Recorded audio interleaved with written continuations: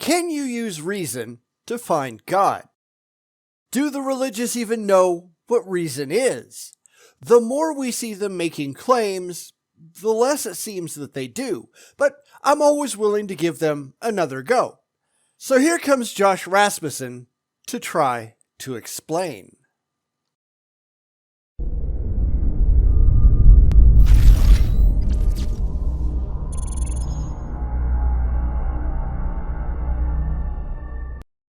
I thought this might be an interesting change of pace. It's an article written about Josh Rasmussen, a philosopher who describes himself as a Christian who became an atheist and then went back to Christianity again, and it describes his journey. It's also an example of how to do intelligence entirely wrong. So let's take a look at why there are so many, former atheists that I find utterly unconvincing. Mostly because they are. So, as I said, this article is about Joshua Rasmussen, an associate professor of philosophy at Azusa Pacific Christianity School of Theology. This gives kind of a high-level overview. You can read it for yourself if you want, but the meat of the discussion comes afterwards, so that's where we're going to focus. If we go over to the Azusa Pacific website, we can see that he's a supposed specialist in basic categories of reality, such as objects, ideas, and necessary existence. And I'm really sorry, but all of that just comes off like stuffing your theology into your thinking 101, especially when he's teaching classes like Reasons for Faith. Yeah, right there, you've got to ask yourself if any of this is particularly legitimate, or if he's just preaching to the choir for the purpose of producing more Christoid clones. Anyway, let's get on to this interview. I hope it's worthwhile. You went from being a Christian to becoming an atheist to becoming a believer again. Can you share your journey? I mean, how many times have we seen that claimed before? Tons of theists claim to have come from atheist stock, but it becomes painfully clear that they were never rational atheists. They never understood the fundamental problems with religion, or why critically minded individuals shouldn't accept it as true without evidence to support it. They never cared about the evidence, they just wanted to believe. They just had an emotional reaction against religion, and then down the road, they had another emotional reaction that brought them back to it. So this is never an intelligent, rational, intellectual change. It's always emotional. It's never intellectual, always emotional that made the transition possible. And I really don't suspect this is going to be any different. My journey is motivated by my desire to find truth. Growing up, I sought a deeper understanding for myself instead of just believing what my parents believed. My father was a pastor, so I was raised in church. My worldview fell apart in high school. At that time, I began to ask questions about the existence of evil and the presence of suffering in a world created by God, and what happens when young children and people in remote areas who never had a chance to hear the gospel die. When I talked to my parents about these questions, they didn't have straightforward answers for me. And, of course, there we go. Early childhood religious indoctrination that fell apart the second that the larger ideas in the world started to crop up. I'm sure a lot of us can relate. Yet the problem that I see with all of this is that it never addresses the lack of evidence. It's all about the consequences of a belief because it's all emotional. Well, what about the people who go to hell? Well, there's no reason to think that hell is real. It's a nonsensical question until you validated the religious claim in the first place, and good luck doing that. Hell shouldn't even be a consideration until you found evidence that it actually exists in objective reality. This whole thing comes off as, well, I didn't get the answers that I wanted, so I just stopped believing. But that's not a rational way to work, is it? Around the same time, I had a friend at school who wasn't a believer because he said that Christianity couldn't answer his questions. He said he wished for a being who created the universe and loved him, but he simply didn't have any evidence to believe that. And I thought that, well, yes, if there was a God, why wouldn't he be more evident to my friend? I was dissatisfied with the evidence presented to me by the church, so for a while I stopped believing. But that led me to begin a search for truth, where I discovered my love for philosophy and reclaimed my belief in God. Ah, yes, his friend wished for a being who loved him. Why? Because this is all just a giant exercise in emotions. It doesn't matter what you wish for. It matters what's actually true. Maybe that's why when I went through the same kind of semi-existential crisis, I never went back to religion because I recognized that my fifis didn't matter. Only the evidence did. My doubts never had anything at all to do with what the church said, what my parents believed, what anybody that I knew had faith in. It only had to do with the evidence that if these beliefs were true, they would have to be corroborated in the real world, and they simply weren't. Once it became painfully clear that people believe these things for emotional reasons without any kind of independent evidence or corroboration, that was it. I couldn't do it anymore. I went to the library and checked out a bunch of books and read about these topics myself.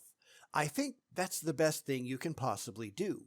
Two books from different sides heavily influenced me. The first was Christian Apologetics by Norman Geisler, and the second was The Cosmological Argument by William Rowe. Both featured the cosmological argument, which is based on cause and effect. And that's not impressive either, because there's another problem here. Instead of trying to see if Christianity, and this goes for any religion, but instead of trying to see if the faith stacked up against objective reality, he went looking for people to try to talk him back into it. Now, if he had been an atheist, and an atheist by definition here is somebody who actually understands the problems with religion, who rejects the claims of religion because they understand that there's no good reason to believe it. So an atheist in those terms, if he'd actually been one, then what Norm Geisler and William Rowe had said, that would have been completely irrelevant. They approached the question from a particular theological bent.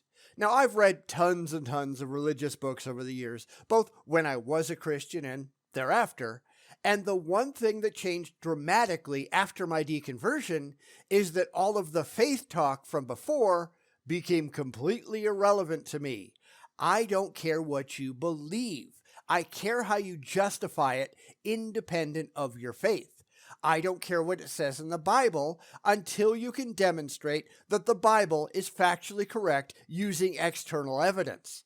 Now, this might be a very short overview of what happened. I don't know. I'm just reading what he's saying. This could be tailored to a religious audience, and I guess that's fine because that's what it's being written for. And we can only go by what he said.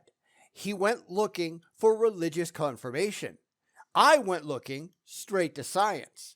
I went looking to see if the Bible was reliable, absent all of the faith-based assumptions believers make about it, and it absolutely wasn't. It just didn't stack up. So we're already starting to see a very serious divergence in our methodologies. He wanted to believe. I just wanted truth. Rowe's book attempts to explain why anything exists at all, and he uses cause and effect to state that a foundational piece of reality is necessary to account for anything else. Though Rowe didn't believe in God, at the end of the book, he writes that the cosmological argument could lead someone to believe in God. Well, I've already taken those kind of asinine cosmological arguments apart around here a million times, so we don't have to do it again. It's clear that to buy into any of that crap, you have to be A, ignorant, or B, gullible, or C, both. You have to be looking for a reason to believe or a reason to get back into the faith. My purpose was never to run back into the loving arms of the church. It was to find the truth, the whole truth, and nothing but. If that had led me back to Christianity, fine. That would have been okay. I'd have gone if that's where the evidence had pointed. It just didn't. I wasn't looking to find my way back to God. I wanted to know if God was real, factually, demonstrably, and evidentially, and that's not what reality showed. In fact, the more that you find out about the real world, the less likely God actually looks. And that's any God, not just the Christian version. You have to have an emotional attachment to the idea in order for it to look even remotely possible. And that seems to describe Rasmussen, at least based on what he's saying here. And that's not impressive, I'm sorry, it's just not. You have to care about the truth. First and foremost, you don't have to care at all about God. If God is real, God will be there. If God is not real, then you won't find the evidence that says that he is. Geisler helped me to see that there were Christians who thought about these things with a lot of depth. His thinking is very clear, organized, and systematic, so I was able to follow his logic, and that was instrumental in helping me to believe again. Geisler went into detail describing the ultimate cause of things. Yeah, no he didn't. He didn't at all. Now, we've looked at Geisler around here a couple of times, not in a ton of detail granted, but the simple fact remains you don't get to any of the arguments he makes without a pre-existing presumption that God is real. You have to believe before you can believe. You can't be skeptical. You can't be poking at Christianity with a sharp stick because that undermines faith, and without faith, what do the religious have? But I don't do faith in anything at all. I am a pure epistemist. I don't think faith is worth anything. That said, maybe sometime we ought to take a look at why faith, religious style faith, is so ridiculously pointless to hold. Let me know in the comments if you think that would be an interesting thing to do. I think on my journey back to God as clues that led me to more clues. I discovered recent scientific breakthroughs about the fine-tuning of the universe, the developing of virtue, the value of natural irregularities, soul-making, and more. These things, along with my questions, helped me to shake off my limited view of God. It also helped me become more inclusive, seeing how different cultures can experience God's love and grace, even though they may not realize it. But I'm willing to bet he found those so-called scientific breakthroughs filter through the religious mindset of people like Geisler and Rowe, among others, of course, because it's really simple to twist anything to fit the religious mindset if you really aren't conversant in the actual science. And it doesn't sound like Rasmussen was, or if you are desperately trying to get back to an emotionally comforting place, which it certainly sounds like he was, it doesn't sound like he cares today. You notice that he says that he had a limited view of God. Well, how do you know that any view of God is accurate? How do you know it, and how do you prove it? That's the real question, and one that the religious have absolutely no answers for. This is just redefining God in your mind to take care of all of the shallow, simplistic questions that you had without ever getting to any realistic answers to begin with. It's, how do I make God fit into this new mold? Instead of, how do I know that this God thing exists at all? That's the question that the wishfully religious simply don't have an answer for. And that's kind of a problem. So now we get back to some more questions being asked of Rasmussen. Your latest book provides a step-by-step guide to Christianity through reason. Does faith play a role in Christianity for you? There are different definitions of faith. When I ask the students in my philosophy and religion class to define faith, it's almost always different. Then I'll put up the biblical definition found in Hebrews 11:1, which says that faith is the substance of things hoped for and the assurance of things not seen. There's a contemporary notion that faith is a leap beyond what you can see, but I think the biblical notion of faith allows you to actually have sight and still faith. Yeah, except it doesn't. Faith remains wishful thinking.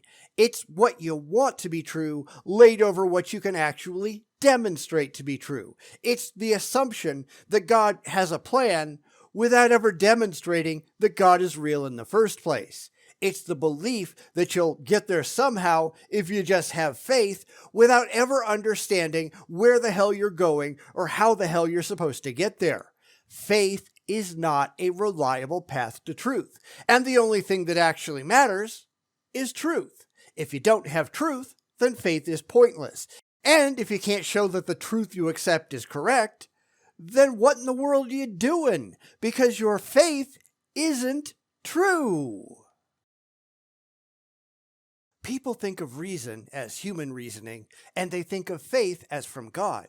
But I think that's a mistake. I think that reason is from God.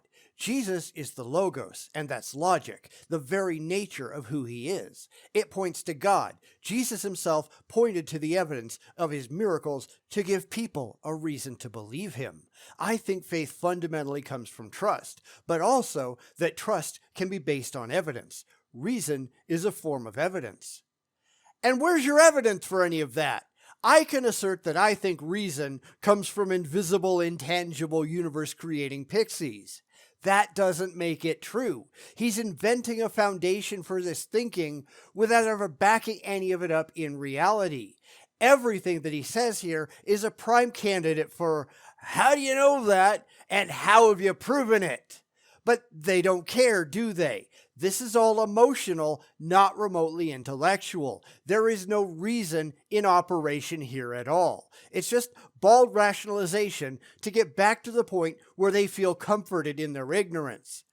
And whether they like it or not, that's still kind of a problem, right?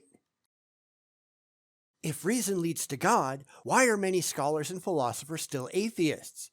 Francis Bacon once said, "A little bit of philosophy leads you to atheism, but depth in the philosophy leads you back to religion."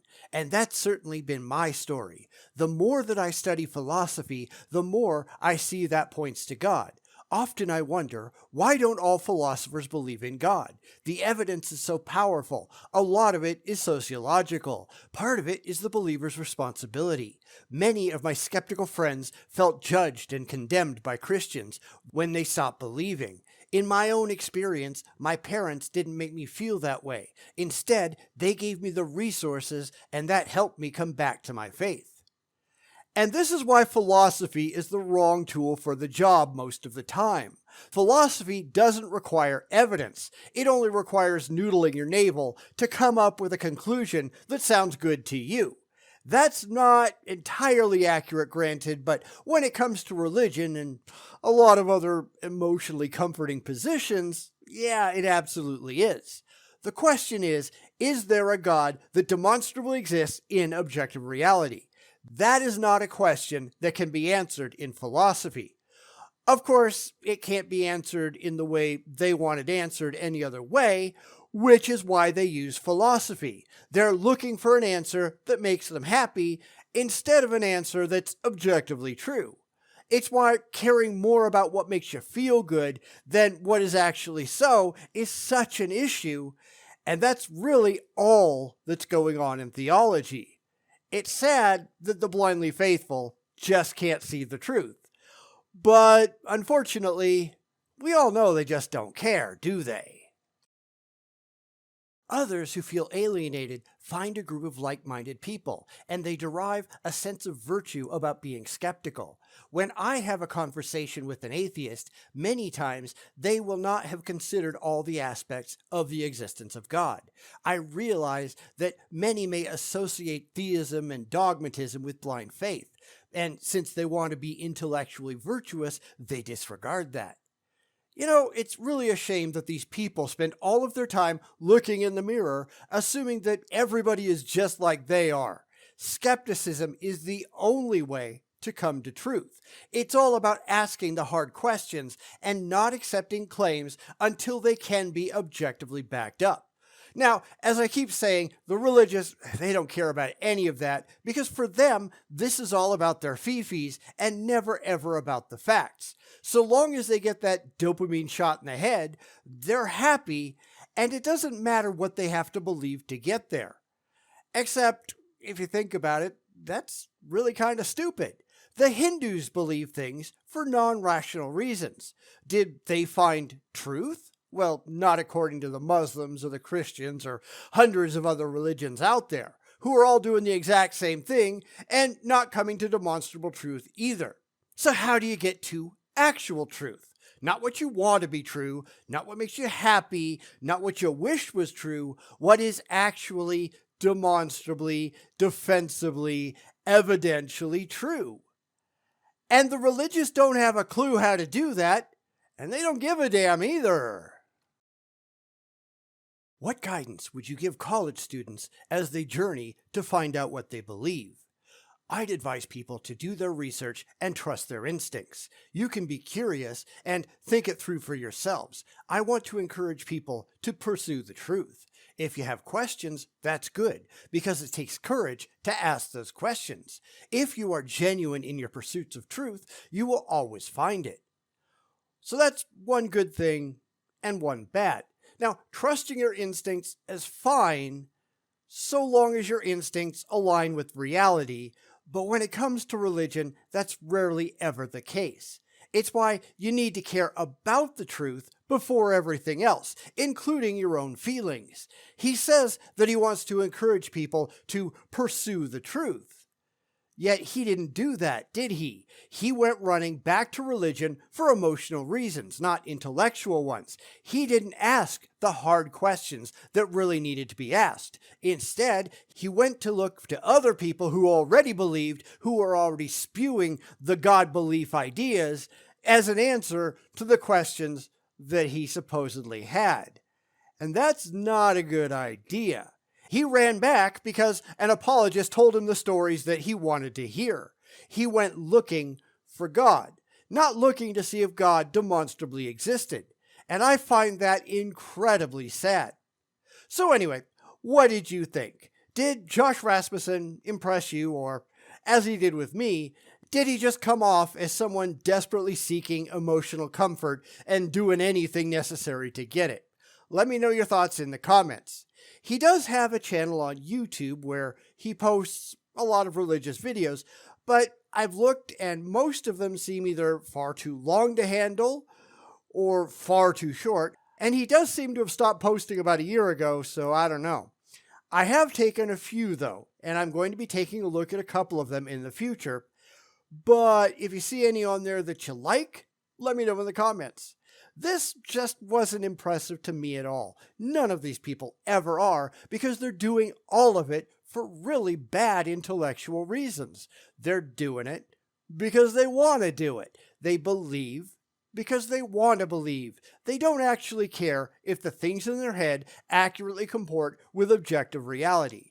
And that is all that actually matters.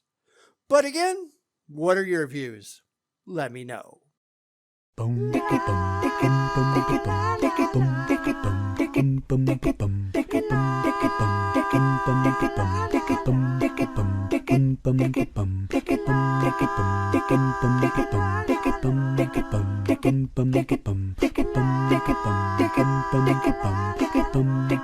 boom, boom.